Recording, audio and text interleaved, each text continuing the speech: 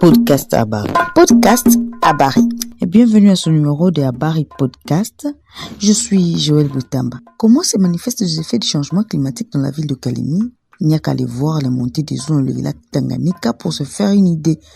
Nelly Ngougoua, notre infatigable correspondante, nous en parle en détail dans cette émission. Suivez.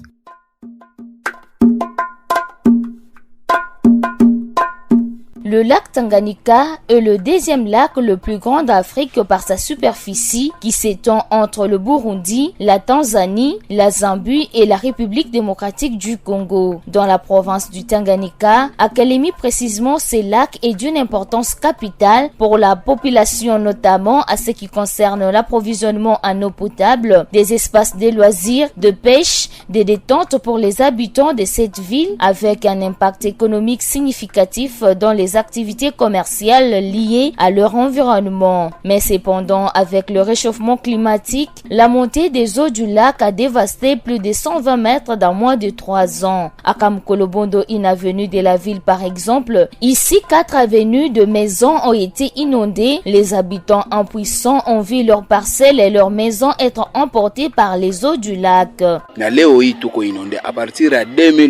Nous sommes inondés depuis 2021. Nous avons la plupart perdu des parcelles. Lorsque les eaux du lac montent comme ça, nous n'avons pas d'autre choix que celui de nous réfugier chez nos voisins les plus proches, où nous sommes obligés de passer nuit dehors avec les enfants. Les autres qui ont un peu de moyens ont déjà déménagé. Nous n'avons pas vraiment de mécanisme pour stopper les eaux du lac. Même lorsque nous mettons le sac, après 2 jours ou 3, ils sont emportés par les eaux.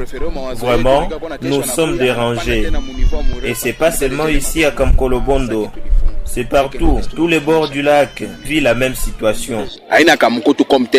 Les communautés riveraines du lac Tanganyika ressentent directement les effets de la dégradation environnementale avec des inondations plus fréquentes et des changements dans les cycles saisonniers traditionnels. Le chef des travaux Kaboza Yamba est environnementaliste. Il faut savoir que c'est un phénomène qui est purement mondial. Et c'est par rapport au réchauffement climatique. C'est pourquoi il y a plusieurs mécanismes pour que il y a des gouvernements qui se réunissent dans des COP pour parler de comment réduire les effets du changement climatique. Alors, il faudra que les mesures prises au cours de ces grandes messes soient mises en application. Et si cela n'est pas fait, alors on continuera à être victime de ce phénomène-là de réchauffement climatique. Je crois que notre administration doit aussi se réveiller pour mettre en place un plan d'aménagement de la ville qui tiendra compte de cet aspect-là de la montée des eaux. Parce que les scientifiques projettent déjà en disant que d'ici 2100, le niveau de l'eau va aller jusqu'à 1 mètre de l'augmentation, parce qu'il y a un siècle, l'eau a augmenté de 20 cm.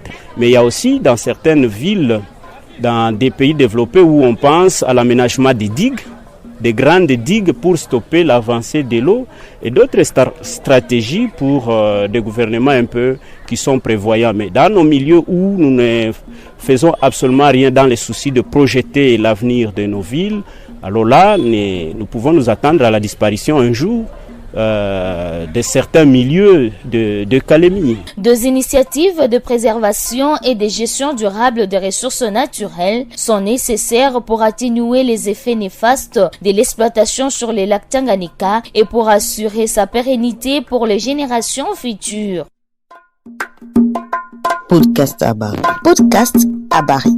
Et c'est la fin de ce numéro. Merci de nous avoir prêté attention. Cette émission est réalisée grâce au concours de toute l'équipe de Habari RDC, grâce à l'appui technique de l'Internews RDC et le soutien financier de l'ambassade de Suède à Kinshasa. Merci. Podcast Habari. Podcast Habari.